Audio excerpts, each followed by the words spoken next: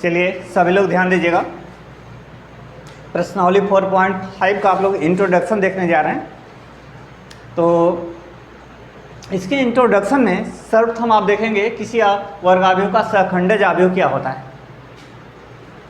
तो परिभाषा क्या है, किसी वर्ग अवयव के सहगुणनखंडों के अवयव का, किसी वर्ग अवयव के सहगुणनखंडों के अवयव का परिवर्त अवयव उस अवयव का सहखंडज अवयव कहलाता है। अब सहखंडज किसी जैसे कोई वर्ग अवयव ए है, इसके सहखंडज अवयव को हम किससे लिखते हैं? Adjoint A. शॉर्ट में इस तरह से लिखा जाता है एडीजे ए, इसको क्या पढ़ते हैं? Adjoint A. लेकिन अभी आपको ये क्लियर नहीं होगा, अब इसको हम एग्जाम्पल के माध्यम से क्लियर कर रहे हैं, पूरा क्लियर हो जाएगा। देखिएगा सभी लोग ध्यान दीजिए। मान लीजिए कि हम कोई वर्ग अवयव लिए, दो कोटि का वर्ग अवयव। तो मान लीजिए द्वितीय कोटि का कोई वर्ग अवयव हमने ऐसे लिया a1 a11 a12 a21 21 का मतलब दूसरी पंक्ति पहला स्थान, a22 ये द्वितीय कोटि का क्या है? वर्ग अवयव है। वर्ग अवयव ले लीजिए, द्वितीय कोटि का ये क्या है? वर्ग अवयव। इसमें दो पंक्तियाँ हैं और दो स्तंभ। जब किसी अवयव में पंक्तियों की संख्या स्तंभों की संख्या के बराबर होती है तो कैसा अवयव होता है? वर्ग अवयव होता है ना। तो हम द्वितीय कोटि का ये वर्ग अवयव ले लिए। अब इसका हमें क्या निकालना है? इस अवयव का सहखंडज अवयव निकालना है। क्या निकालना है? अवयव ए का सहखंडज अवयव, यानी एडजॉइंट ए निकालना है। क्या निकालना है? Adjoint A. एडजॉइंट ए क्या है? अवयव ए का सहखंडज अवयव। तो किसी अवयव का सहखंडज अवयव कैसे निकाला जाता है? परिभाषा देखिए, किसी वर्ग अवयव के सहगुणनखंडों का अवयव, सहगुणनखंडों के अवयव का परिवर्त अवयव। तो पहले इसका सहगुणनखंडों का अवयव निकालिए। तो सहगुणनखंड निकालने के लिए आपको चिन्ह पता ही है। पहले का इसमें चिन्ह क्या होता है? प्लस। इसका चिन्ह क्या होता है? माइनस। फिर इसका माइनस, फिर इसका क्या होता है? प्लस। तो ये चिन्ह हुआ। अब पहले इसका ए का सहगुणनखंड निकालिए। तो ए का पर सहगुणनखंड, तो पहले सहगुणनखंड आप इसका निकालेंगे, a11 का सहगुणनखंड। तो a11 का सहगुणनखंड क्या होता है? सभी लोग ध्यान से पूरा समझिए। a11 के सहगुणनखंड को हम किसे लिखते हैं? a1। तो पहले इसका चिन्ह लिया जाता है। इसका चिन्ह क्या है? प्लस। फिर इसके चिन्ह में क्या करेंगे? इस अवयव के उपसारिक से जो है गुणा कर देंगे। इस अवयव का उपसारिक क्या होगा? इसके नीचे छोड़िए, इसके अगल बगल छोड़ दीजिए, तो यहाँ क्या बचेगा? ए। अब इसका सहगुणनखंड निकालिए, किसका? a12। तो a12 का सहगुणनखंड इसको किससे लिखेंगे? a12 से। ध्यान दीजिए। तो अब इसका चिन्ह लेंगे। इसका चिन्ह क्या लेंगे? माइनस। ठीक है, इसका चिन्ह माइनस लिया। अब इसका उपसारिक लेंगे, इस अवयव का उपसारिक। तो इसका उपसारिक कैसे निकलेगा? इसके नीचे छोड़ेंगे इसके, तो यहाँ क्या होगा? a21। उसके बाद इसको लेंगे a21 का सहगुणनखंड, a21 का सहगुणनखंड। a21 का सहगुणनखंड क्या होगा? a21। ठीक है, तो a21 यहाँ पे चिन्ह क्या है? माइनस। यहाँ पे चिन्ह क्या है? माइनस। अब इसका चिन्ह आपने माइनस लिया ना, तो अब देखिए क्या होगा? इसका उपसारिक ले लीजिए, इसके साइड में छोड़िए, इसके ऊपर नीचे, तो क्या बचेगा? a12। ठीक है, अब इसके बाद इसका लीजिए a22 का सहगुणनखंड। a22 के सहगुणनखंड को ऐसे लिखेंगे। इसका चिन्ह लीजिए, चिन्ह क्या लेंगे? प्लस। अब इसी अवयव का उपसारिक लीजिए। तो उपसारिक कैसे मिलेगा? इसको इसके साइड में छोड़िए, इसके ऊपर नीचे, क्या बचेगा? a1। तो ए के सभी इस सारिक के सभी सहगुणनखंड आपको प्राप्त हो गए। सहगुणनखंड आपके यही हैं, a11 a12 a21 a22। अब किसी इस अवयव ए का सहखंडज अवयव कैसे निकलेगा? इस अवयव ए का सहखंडज अवयव, देखिए अवयव ए का सहखंडज अवयव,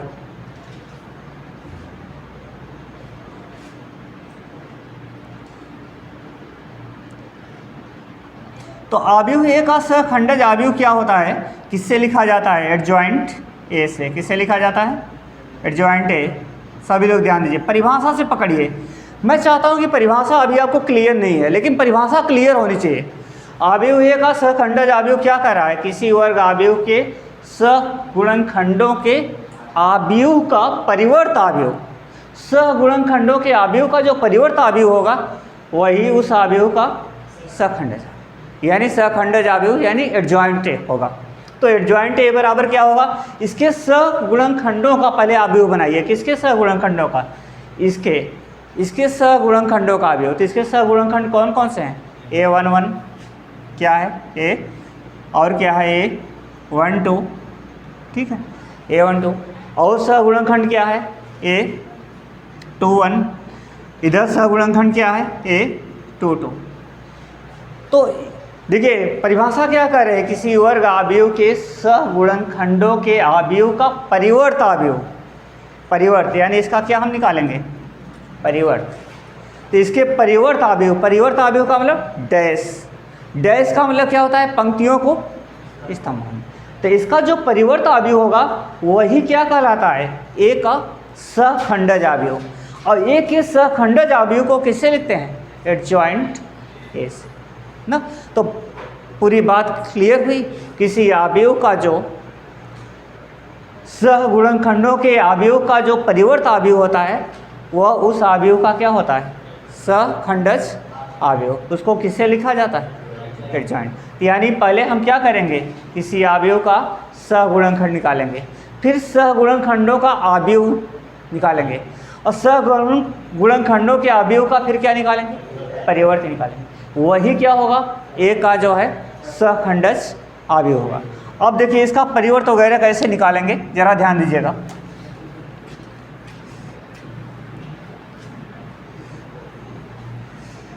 सभी लोग देखिए, अब इसका परिवर्त, पहले इसका मान रखिए एडजॉइंट ए बराबर, एडजॉइंट ए बराबर, यहाँ देखिए इसका मान लिखिए। A11 का मान क्या है, A11 का मान A22 क्या है, A2। उसके बाद A12 का मान, A12 का मान क्या है, माइनस A21, ठीक है। उसके बाद देखिए A21 का मान लिखिए, A21 का मान क्या है, माइनस A12। A22 का मान क्या है, A22 का मान है A11, A11। अभी इसका डैश, डैश का मतलब इसका परिवर्त अवयव, ट्रांसपोज मैट्रिक्स क्या निकालना है, परिवर्त अवयव, ट्रांसपोज मैट्रिक्स। तो एडजॉइंट ए, तो ध्यान दीजिए एडजॉइंट ए कैसे निकालते हैं, सभी लोग देखिएगा। एडजॉइंट ए, तो एडजॉइंट परिवर्त कैसे निकालेंगे, पंक्तियों को जो है स्तंभ, तो पंक्तियों को स्तंभों में बदल लीजिए। तो पंक्तियों को स्तंभों में बदल लेंगे तो इसका डैश जो है हट जाएगा। तो इसको बदलिए पंक्ति को, क्या हो जाएगा A22। इसके बाद क्या लिखेंगे, माइनस A21, ठीक है। इस पंक्ति को स्तंभ, इसको भी स्तंभ में बदल लीजिए, तो माइनस A12, ठीक है, माइनस A12। उसके बाद क्या हो जाएगा, A11, ठीक है। अब आप ये क्या मिला, अवयव ए का सहखंडज अवयव। तो अवयव ए का सहखंडज अवयव इतने के बराबर है, एडजॉइंट ए का मान इतने के बराबर है। तो प्रक्रिया समझ में आ गई। पहले क्या करेंगे, सहगुणनखंड निकालेंगे, फिर सहगुणनखंडों का अवयव बनाएंगे, उस अवयव का क्या निकालेंगे, परिवर्त। तो हमें अवयव ए का सहखंडज अवयव मिल जाएगा और उसको एडजॉइंट ए से लिखा जाता है, जिसको पूरा एडजॉइंट ए पढ़ते हैं। अब देखिए आपको हम एक ट्रिक बता रहे हैं। अगर मान लीजिए सपोज करिए इतनी लंबी प्रक्रिया नहीं करना चाहते, ट्रिक से निकालेंगे, लेकिन ट्रिक का यूज यहाँ पर करेंगे नहीं, यूपी बोर्ड में पूरा आपको लिखना होगा, ठीक है। ट्रिक आपका ये बन रहा है, देखिए कैसे बन रहा है सहखंडज अवयव का ट्रिक। देखिए आपको इसका सहखंडज निकालना है, तो पहले आप विकर्ण, ये जो ए वाला विकर्ण है, ए वाला विकर्ण, इसके अवयव को इंटरचेंज करिए, इसके अवयव को इंटरचेंज, यानी इसको यहाँ ले जाइए और इसको यहाँ, इसके अवयव को, पहला जो विकर्ण है इस साइड वाला विकर्ण नहीं, इस साइड वाला विकर्ण, तो जो ये विकर्ण है इसके अवयव को इंटरचेंज करिए। तो एडजॉइंट ए देखिए कैसे मिल रहा है, शॉर्टकट में कैसे मिल रहा है, इसके अवयव को इंटरचेंज करेंगे, यानी A22 को यहाँ पे ले आएंगे और A11 को यहाँ तो देखिए ऐसे ले आया A22 और A11 यहाँ पे आ गया। अब जो दूसरा विकर्ण है उसका क्या करेंगे, जो इस साइड वाला विकर्ण है इसके अवयव को इंटरचेंज नहीं करेंगे, लेकिन इनका जो है चिन्ह बदल देंगे। इनका क्या करेंगे चिन्ह, अगर प्लस है तो माइनस कर देंगे, माइनस है तो प्लस कर देंगे। तो इनका चिन्ह बदल लीजिए, यहाँ भी प्लस है तो इसको माइनस कर दीजिए, यहाँ भी प्लस है तो इसको माइनस कर दीजिए। तो यहाँ पे देखिए इसका चिन्ह बदल जाएगा -A12, इसका भी चिन्ह बदल जाएगा A-A21 ना। तो देखिए अब यही चीज़ मिला, A22 इसके बाद -A12 इसके बाद -A21 इसके बाद A11। तो क्या मिला, शॉर्टकट में कैसे कर सकते हैं, पहला ये जो इस साइड का विकर्ण है इसके अवयव को इंटरचेंज करिए, यानी ये वाला अवयव यहाँ ले जाइए, इसको यहाँ। जो दूसरा विकर्ण है उसका अवयव मत बदलिए, लेकिन उसका क्या करिए, चिन्ह बदल लीजिए। प्लस है तो माइनस कर दीजिए, माइनस है तो आपको 2x2 का जो है एडजॉइंट ए यानी 2x2 का जो सखंडज अवयव है उसको तुरंत मिल जाएगा 1 सेकंड के अंदर। लेकिन आपको यह यूपी बोर्ड में यूज जो है नहीं करना है, आपको यूपी बोर्ड में पूरा मेथड के थ्रू जो है काम करना है। इसका यूज आप कंपटीशन वगैरह में जो है कर सकते हैं। अब सखंडज अवयव से संबंधित क्या महत्वपूर्ण बातें हैं उसको हम शॉर्ट में देंगे, नोट में देंगे, ठीक है। उसका डेरिवेशन सवाल में आप लोग समझ जाएंगे। तो पहले इतना नोट करिए सभी लोग ध्यान दीजिएगा। तृतीय कोटि के अवयव का सखंडज अवयव आप कैसे प्राप्त करेंगे। मान लीजिए हमने ये कोई अवयव दिया है जो तृतीय कोटि का है, इसमें 3 पंक्तियाँ और 3 जो है स्तंभ है। तो तृतीय कोटि के अवयव का सखंडज अवयव कैसे निकाला जाता है, पहले हम क्या निकालेंगे, एडजॉइंट ए जैसे निकालना है। एडजॉइंट ए क्या है, इस तृतीय कोटि के अवयव का सखंडज अवयव। तो सखंडज अवयव क्या होता है, पहले हर अवयव का सहगुणनखंड निकालेंगे। क्या निकालेंगे, सहगुणन। तो A11 का सहगुणनखंड क्या होता है, A11 क्या होता है, कैपिटल A11। अब सहगुणनखंड कैसे निकाला जाता है आप लोग इसको जानते हैं, पीछे निकाल चुके हैं। कैसे निकालते हैं, इसमें इसका चिन्ह लेंगे और चिन्ह के साथ इसका जो है उपसाणिक ले लेंगे। A11 का चिन्ह लेंगे, चिन्ह के साथ उसका उपसाणिक लेंगे। तो इसका सहगुणनखंड जो होता है उसको हम किससे निरूपित करते हैं, कैपिटल A11। इसके सहगुणनखंड को किससे निरूपित करेंगे, कैपिटल A12। इसके सहगुणनखंड को कैसे निरूपित करेंगे, कैपिटल A13। हाँ, चिन्ह तो बाद में लिया जाएगा जब वहाँ पे निकालेंगे तब। यहाँ पे A21 के सहगुणनखंड क्या होगा, A21, इसका A22। चिन्ह हम तब निकालेंगे जब हम इसको A11 का मान निकालेंगे तब। यहाँ पे हम उसका मान जो है नहीं निकाल, हम केवल उसकी प्रक्रिया को बता रहे हैं, ठीक है। अब A22 इसका सहगुणनखंड क्या होगा, A23। यहाँ पे क्या होगा, A31। यहाँ पे इसका सहगुणनखंड क्या होगा, A32। इसका सहगुणनखंड क्या होगा, A3। आप लोग इस बात को समझ रहे हैं, ये सहगुणनखंड है किसका, ये जो है अवयव ए के सहगुणनखंडों का अवयव है। लेकिन ये जॉइंट ए जो होता है इसका परिवर्त होता है, इसका परिवर्त माने डैश। तो डैश में क्या करते हैं, पंक्तियों को जो है स्तंभों, तो ऐसे करेंगे एडजॉइंट ए। तो एडजॉइंट ए का मान पंक्तियों को स्तंभों में बदल लिया है, तो पंक्तियों को स्तंभों में बदल लेंगे। तो ये क्या होगा, पंक्तियों को स्तंभों में A11 फिर A12 फिर क्या लिखेंगे, A13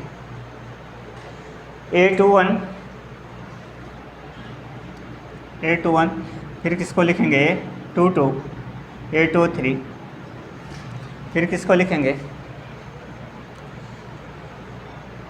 A31 A32 फिर क्या होगा, A33। तो यही क्या है, वर्ग अवयव ए का सखंडज अवयव है। सखंडज अवयव यानी एडजॉइंट है। अब यहाँ पे हमने एक काम नहीं किया है कि A11 का मान कितने के बराबर का है, A21 का मान कितने के बराबर होगा, जिसको हम सवालों में डायरेक्ट निकालेंगे। यहाँ हमें निकालने की जरूरत नहीं, ठीक।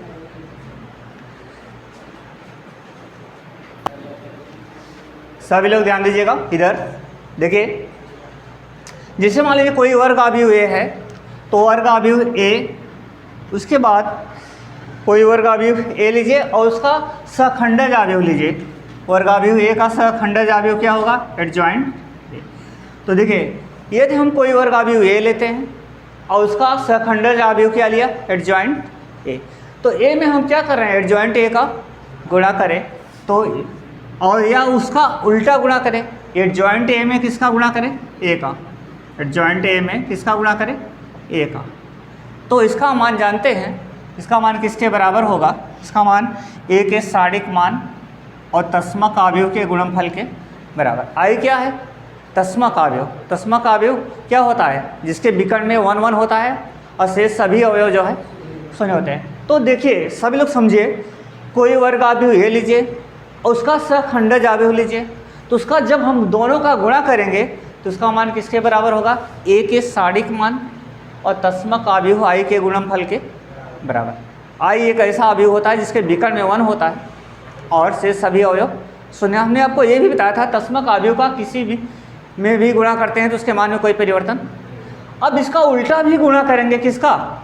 एडजॉइंट ए यानी सहखंडज अवयव ए और वर्ग अवयव ए का भी गुणा करेंगे तो उसका मान ए के साड़िक मान और तस्मक अवयव के गुणनफल के। इसको हम ऐसे भी समझ सकते हैं कि ए इंटू एडजॉइंट ए का मान, या कह के ऐसे बोल सकते हैं ए इंटू एडजॉइंट ए का भी मान कितने के बराबर होगा? ए के साड़िक मान और आई के गुणनफल के। या उल्टा भी बोल सकते हैं कि एडजॉइंट ए का किसके साथ गुणा करें?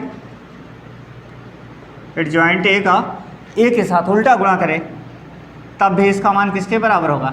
ए के साड़िक मान और आई के गुणनफल के बराबर होगा। यानी किसी अवयव में उसके सहखंडज अवयव का गुणनफल जो होता है उसका मान उस अवयव के साड़िक मान और तस्मक अवयव के गुणनफल के।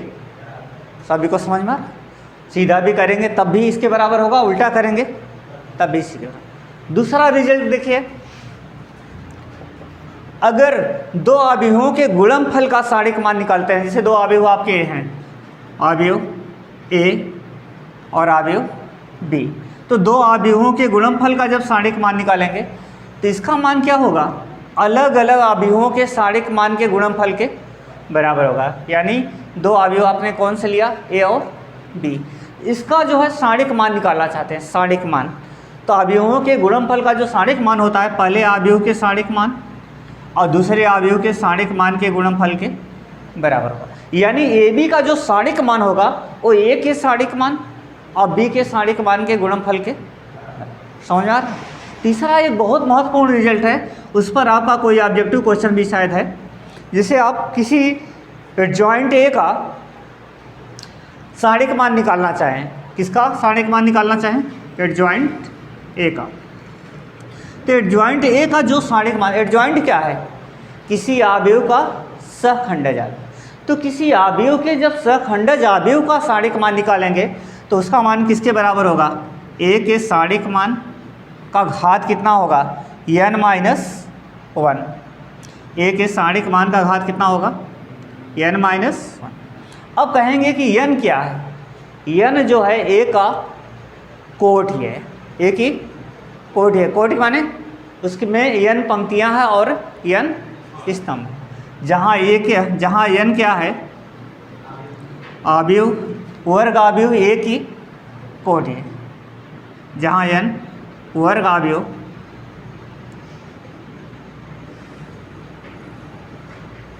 ए की कोटि है,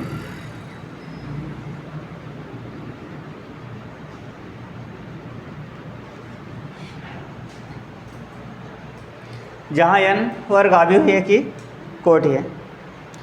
अब इसका एप्लीकेशन जैसे हम लें, मान लीजिए सपोज करिए ये कोई वर्ग अवयव, तीसरे का थोड़ा सा हम बता रहे हैं एग्जाम्पल, जैसे कोई वर्ग अवयव ए है, ए आई जे, ये तृतीय कोटि का है। कितने कोटि का? तृतीय। यानी इसमें 3 पंक्तियां हैं और 3 स्तंभ। तो इसके एडजॉइंट का ध्यान दीजिए। अब इसके एडजॉइंट का, एडजॉइंट ऑफ ए का साड़िक मान निकालना चाहते हैं। किसके एडजॉइंट का? वर्ग अवयव ए के एडजॉइंट का साड़िक मान। इसका मान क्या होगा? इसका मान इस सूत्र से होगा, ए के साड़िक मान, ए का साड़िक मान लिया, ऊपर घात कितना है? n minus 1। यहाँ n का मान कितना है? 3। n का मान कितना होगा? 3, क्योंकि इसकी कोट कितनी है? 3। तो n का मान 3 होगा, तो 3 माइनस ये आपका हो जाएगा एडजॉइंट ए का साढ़िक मान, और ए का क्या हो जाएगा, 3 में 1 निकल जाएगा, कितना हो जाएगा 2।